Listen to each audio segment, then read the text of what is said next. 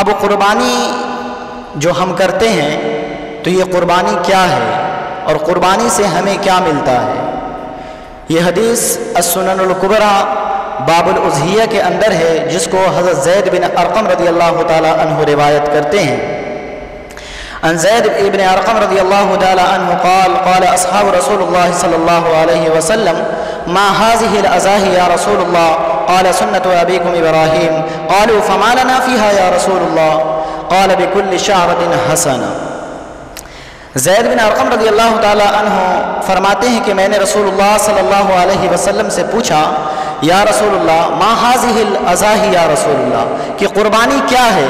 تو اللہ کے رسول صلی اللہ علیہ وسلم نے جواباً ارشاد فرمایا، قال سنت ابیکم ابراہیم، یہ تمہارے جد امجد تمہارے دادا جان حضرت ابراہیم علیہ السلام کی سنت ہے، یہ حضرت ابراہیم علیہ السلام کا طریقہ ہے۔ تو پھر زید بن ارقم رضی اللہ تعالیٰ عنہ نے پھر رسول اللہ صلی اللہ علیہ وسلم سے سوال کیا کہ قالوا فما لنا فیہا یا رسول اللہ، اس قربانی سے ہمیں کیا ملتا ہے؟ ہم جب قربانی دیں گے، اللہ کی راہ میں جانور قربان کریں گے تو ہمیں کیا ملے گا؟ تو اللہ کے رسول نے فرمایا قال بكل شعرة حسنہ، کہ ہر بال کے بدلے اللہ رب العالمین ایک نیکی لکھے گا، یعنی جانور کے جسم پر جتنے بال ہوں گے اللہ رب العالمین اس کے نامہ اعمال میں اتنی نیکیاں لکھے گا۔ بلکہ ایک روایت آتی ہے عما اجاؤ یوم القیامت بلحومہا و دمائہا، کہ اللہ تبارک و تعالیٰ کل قیامت کے دن بلکہ جانور کو نہیں لائیں گے، جانور کا گوشت بھی آئے گا، اس کا خون بھی آئے گا، اس کا کھر بھی آئیں گے، اس کی لید بھی آئے گی، اس کا بول بھی آئے گا، اور حتیٰ توزن فی میزانک، اللہ تبارک و تعالیٰ سارے کو میزان پہ چڑھائیں گے، نامہ اعمال پہ رکھیں گے، اور 70 ضعف، اور اس کو 7 گنا بڑھا کر اس کا اجر حساب دیا جائے گا۔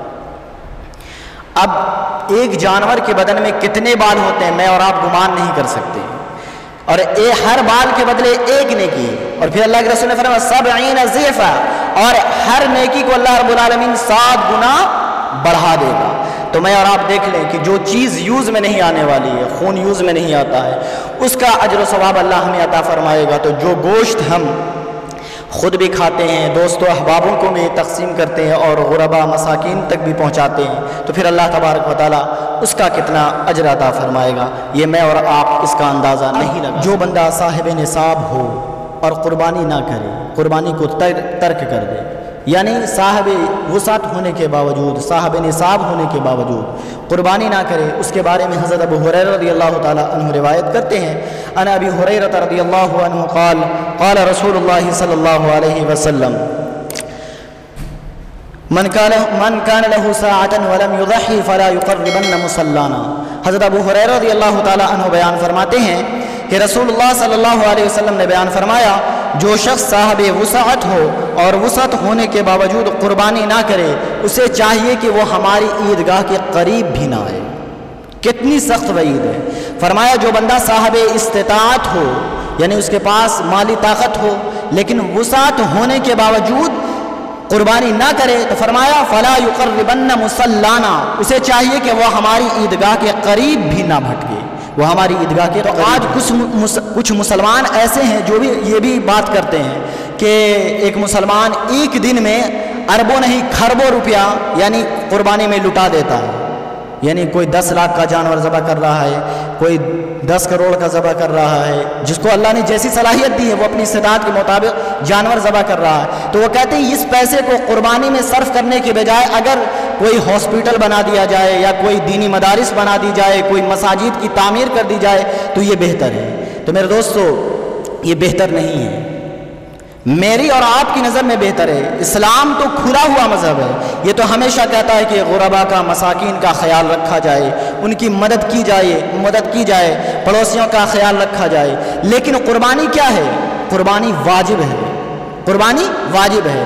بلکہ حدیث میں آتا ہے ما انفقت الورق فی شیء افضل من نحیرۃ فی اليوم العید، کہ اللہ تبارک و تعالیٰ کو یعنی عید کے دن خون بہانے سے زیادہ کوئی عمل محبوب ہی نہیں ہے، یعنی اللہ تبارک و تعالیٰ کو عید کے دن جانور کا ذبح کرنا جتنا محبوب ہے، اس دن اللہ رب العالمین کو اور کوئی شے اور کوئی اعمال محبوب نہیں ہے۔ یعنی اگر کوئی بندہ چاہے کہ ہم قربانی نہ کر کے 1 لاکھ روپیہ صدقہ کر دیتے ہیں تو اس کی قربانی ادا ہو جائے گی؟ نہیں ادا ہو جائے گی۔ قربانی الگ واجب ہے، یہ الگ عبادت ہے، اور یہ ایسی عبادت ہے جو سال میں صرف 1 مرتبہ ہوتی ہے۔ اب کوئی بندہ بولے ہم جمعہ کی نماز اتوار کے دن پڑھ لیں گے تو کیا نماز ہو جائے گی؟ بالکل نہیں ہوگی۔ تو اسی طریقے سے قربانی جو ہے صرف قربانی کے ایام میں ہوتی ہے۔ تو قربانی کو جان بوجھ کر اگر صاحب استطاعت ہے تو اسے ترک نہیں کرنا چاہیے، بلکہ ہمت کر کے، حوصلہ کر کے قربانی ادا کرنی چاہیے۔